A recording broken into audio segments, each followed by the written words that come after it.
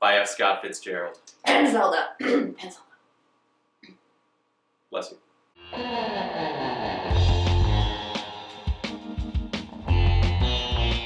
Welcome to Adaptable. The show where we debate whether the book or the movie is better. I'm Emily. And I'm Dan. And today we'll be debating The Great Gatsby by F. Scott Fitzgerald.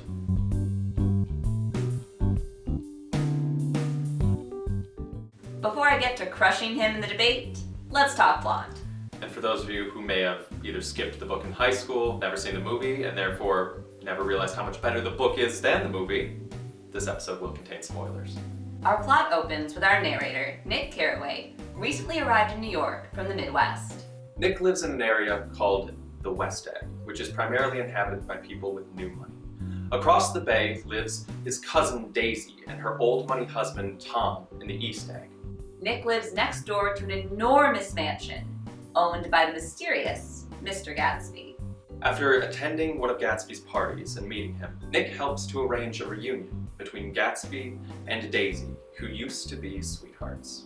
This begins an affair between Gatsby and Daisy that culminates in a dinner party between Gatsby, Nick, Tom, and Daisy, where Gatsby tries to convince Daisy to tell her husband Tom she never loved him, but to no avail. After this confrontation, Daisy, driving with Gatsby, strikes and kills Myrtle, her husband's mistress, accidentally. Myrtle's husband, convinced Gatsby was driving, finds and fatally shoots Gatsby. Now, since the book famously came first, I will go first. Works for me. I needed a refill.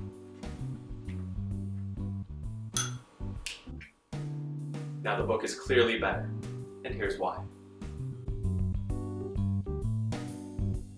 The book is better than the movie for three main reasons. The first of these reasons is that the book, since it was written nearly 100 years ago, has stood as a great work of American literature and is accepted universally by current educators and great thinkers of our time, due to its embodiment of many of the principles and themes that stand for current and past America following the First World War. Which brings me to my second point. Current educators of our time, as well as great thinkers of the past and present, look to The Great Gatsby as an embodiment of American values and principles, which F. Scott Fitzgerald paints so tangibly with his choice of words and use of language. And finally, for my third point, the characters portrayed in F. Scott Fitzgerald's work are illustrated so vividly and tangibly. F. Scott Fitzgerald truly shows rather than tells about these characters, their actions, and their own personal tenets, which illustrates the scene of the time, the American values, and truly brings these characters to life. And because of this, The Great Gatsby as a book will never be outdone.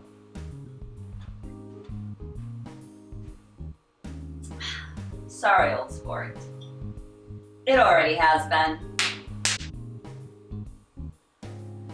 The novel is fine, but it makes an even better screenplay. First of all, The Great Gatsby is a very cinematic story, and director Baz Luhrmann of Moulin Rouge fame breathes a new life into an old work with his camera movements and vivid color. When we see the grand opulence of Gatsby's party, we understand the wealth we're talking about. Or the sooty Valley of Ash, a real historical object, by the way, is fully realized for us. These aren't things we're supposed to vaguely imagine in metaphoric ways. They are actually supposed to be pictured in our minds, and the screen finally gives us the actual scale that it's hard to even comprehend within our heads. Take, for example, that iconic shot when Gatsby is introduced for the first time. Fireworks go off behind him and capture a twinkle in his eye. That is what F. Scott Fitzgerald in pages tries to convey to us, being distilled into a single moment, a single shot. Luhrmann's camera work also manages to work in some foreshadowing that F. Scott Fitzgerald wasn't able to. Every time we're in the car with Gatsby during the movie, It swerves and moves, barely dodging things. We can feel how reckless the driving is. This is both foreshadowing the eventual car accident and thematically reminding us that these are careless, reckless people. The story is meant to be larger than life, and the cinema can do that justice. For my second point, the book is lovely, but there's one thing no book has, and that's sound. How do you tell a story about the jazz age without music?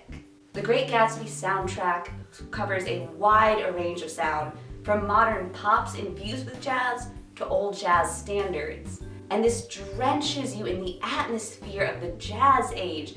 But that's not to say the movie doesn't also know when to shh. There's quieter moments, like when Gatsby and Daisy first meet each other, again at the tea party, and it's an awkward silence. It's kind of hard to convey awkward silence in a book. Do you know the best way to convey awkward silence? With awkward silence. That's the best way to convey it. And this blending of jazz music with atmospheric sound makes the emotional beats of The Great Gatsby play much better. For my final point, Baz Luhrmann is able to interject a tone of mystery and almost noir that the book just doesn't have. We don't see Gatsby until 30 minutes into the run of the movie, but we hear multiple references to him from side characters, but we don't actually see Gatsby until that iconic shot. The whole point of The Great Gatsby is that we don't exactly know who Gatsby is. He's a self-made man in more ways than one. He is an invention, and there's something just a little sinister in that. Gatsby is lying. He isn't who he says he is. And the fact that the first quarter of the movie doesn't let us know who he is plants that seed of doubt that remains there for the rest of the movie. We never forget, a lot of Gatsby is an illusion. When it comes to The Great Gatsby, seeing is believing. No, it was a good job at defending a losing argument. However, The Great Gatsby as a movie isn't going to be relevant in 5 years. It's not going to be relevant in 10 years. It's barely relevant now. The text itself has been relevant for nearly 100 years, whereas the movie, it uses a lot of cinematic tricks and everything that are going to feel stale coming up. Many of the songs the hip-hop influences brought in won't be exciting. It will simply lose its touch. The Great Gatsby itself is heavily dated to the 1920s, and that hasn't made it irrelevant. The Great Gatsby was initially special because it spoke to the masses in a medium they appreciated, the novel in the 1920s. The movie is for a more modern audience. It speaks to us in music and sound and pictures. The novel is largely known by reputation for those who didn't have it in class, and honestly, even people who had it in class didn't always read it. Be that as it may, this isn't the first iteration of The Great Gatsby. There have been numerous movies before then that people are no longer watching because the new one came out because it is shiny and new. And as for educators making people read it, it's because it still holds relevance to today's society, today's The story still holds relevance. The movie is the best form for the story. I'm not arguing the story's themes are obsolete, I'm just saying we found a better way to convey them. And I would disagree to that because the movie itself might be for a more lazy audience, but the words themselves, how they're portrayed, is attempted to be captured by the movie, and there it falls short. If relevance is one of the things you're arguing, then let's talk about relevant characters, which the movie does a much better job of. In the name of Daisy Buchanan, she actually has character in the movies, brought to life by Carey Mulligan so charmingly. Daisy is able to make jokes and quips that don't exist in the book and give her a lot more agency. It heightens the tragedy. We don't just lose a great love story, we lose the person Daisy might have been. We see her liveliness with Gatsby, and then her childishness when she retreats into her wealth. It's a double loss at the end of the story. However, I think that falls short. I think you are not crediting Daisy in the book enough. The first moment we see Daisy in the book, when Nick speaks to her, we see that she is not only this foolish little airheaded girl, which, to be honest, the movie tends to play her out to be. In the book, you see she's a bit of a cynic when it starts. She talks to Nick about how she's lost some of her love of the world and the times. And then in addition to that, if we're going to go on to characters, let's focus on Gatsby, where his overall development in the movie is minimal at best, to the end where when Tom Buchanan challenges in the room, he completely breaks character and is childish, saying "shut up" even multiple times. In the book, you get a much more mellow, subtle, face that could kill a man moment, which has more depth than someone losing their temper. I disagree.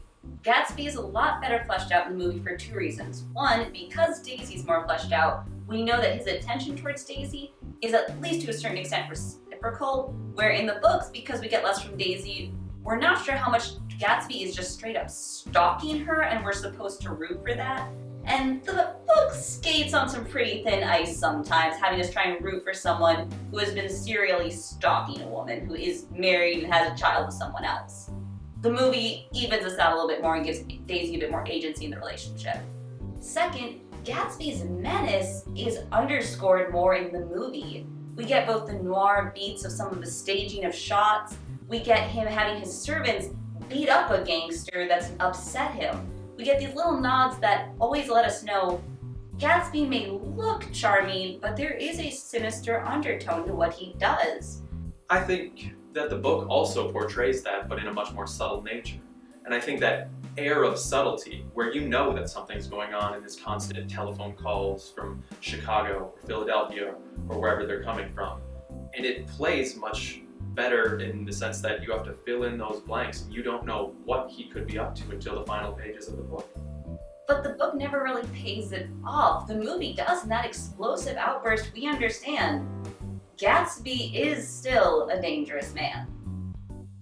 The ultimate staying power of The Great Gatsby is its imagery, and that imagery lends itself better to visuals.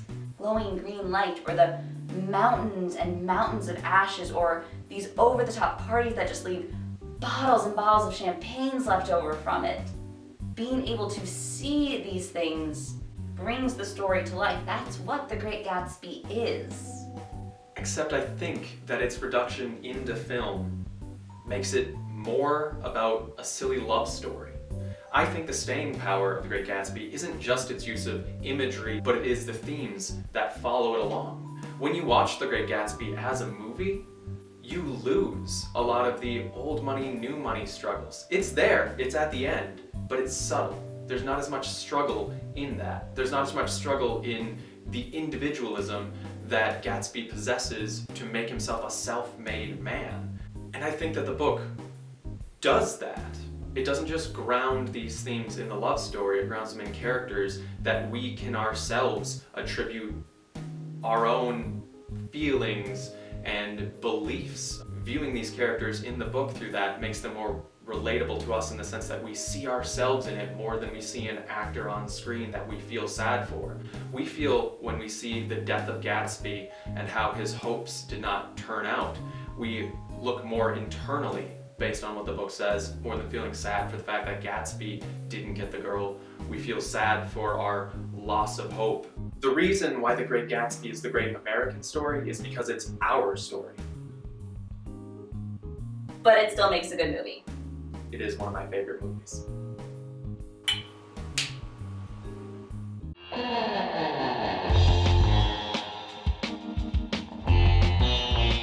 Thank you so much for watching our debate. Feel free to join the debate in the comments below. This has been Adaptable. And today we'll be debating The The Great Great Gatsby. Right by F. Scott Fitzgerald. I was like, we nailed it. That was perfect. The Great Gatsby as a piece of art will never be outdone.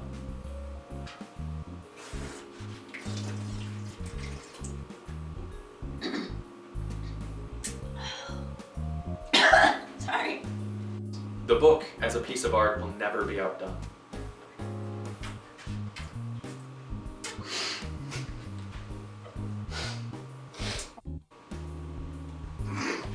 Nice. Nice. Can I do that one more time? Yeah.